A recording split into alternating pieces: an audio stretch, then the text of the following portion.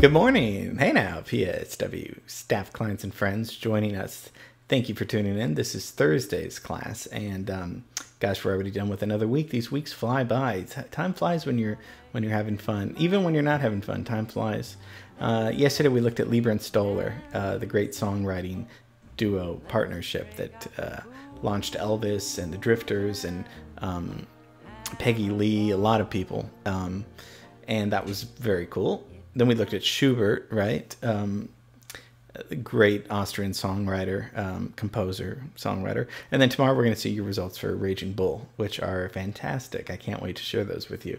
So, you know, I like to do these kind of LA weekly tours. We need to be around, aware of our surroundings as artists, and we'll take it real easy. I mean, let's just be cool and take it easy and just relax and enjoy the city that you love, I love, Lloyd loves, John loves, Bonnie. I mean, you know, I could go on and on. The city that we all love. And let's go and look at City Hall.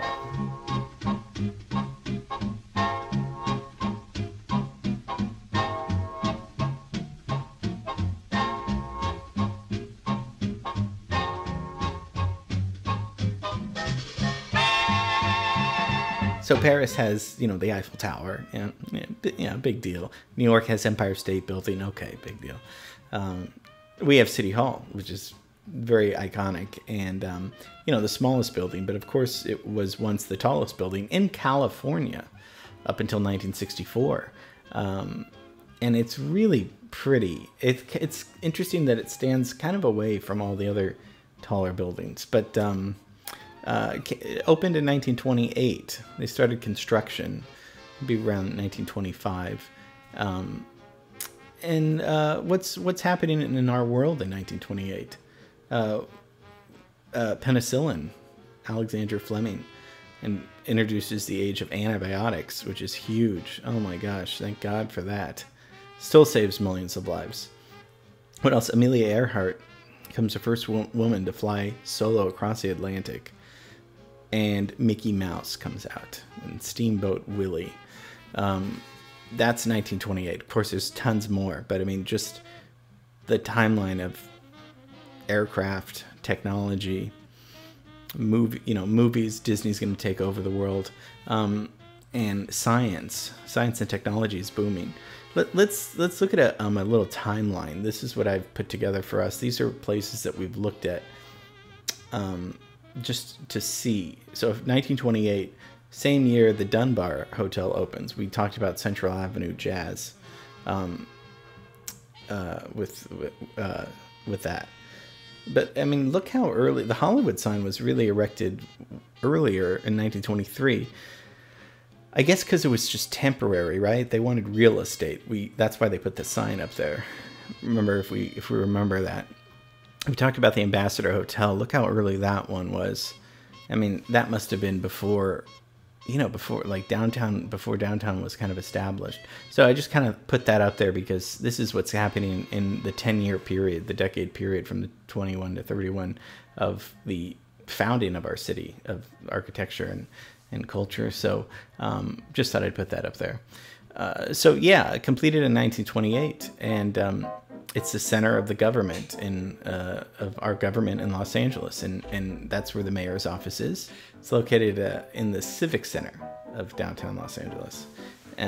Main, Temple, First, and Spring Streets, right around there, which is where the heart of LA was founded, and going all the way back to the 1880s. To the architects, John Parkinson, John C. Austin, and Albert C. Martin Sr. were the people that did the designs, and the City Hall sits at 200 North Spring. So that's the address. I think you can make appointments to go up there and see the observation deck, which is really cool. I want to do that after researching this class. I want to do that. So 453 feet high, and they call it neoclassical architecture, but it's kind of Art Deco, I think. And we've talked about Art Deco, bold geometric shapes, decadent detail, You know, this is started kind of in France after World War One. Very cool style. I mean, a lot of LA has Art Deco stuff. We've looked at the Wiltern and those places. Has 32 floors in City Hall, and it's kind of cool because the top, the concrete in the tower, it has sand. It's filled with sand of California's 58 counties and water from its 21 historical missions. So that's kind of cool that it contains the sand and water up there from all of California. And like I said, yeah, it was the tallest building in California up until 1964. They had rules about height in the early 20th century in California about, you know, they didn't want anything too high. But then when you think about it, it needs to be different than residential. I mean, you need some sort of height to show this is where important things happen. So it doesn't get mistaken for a house or something like that.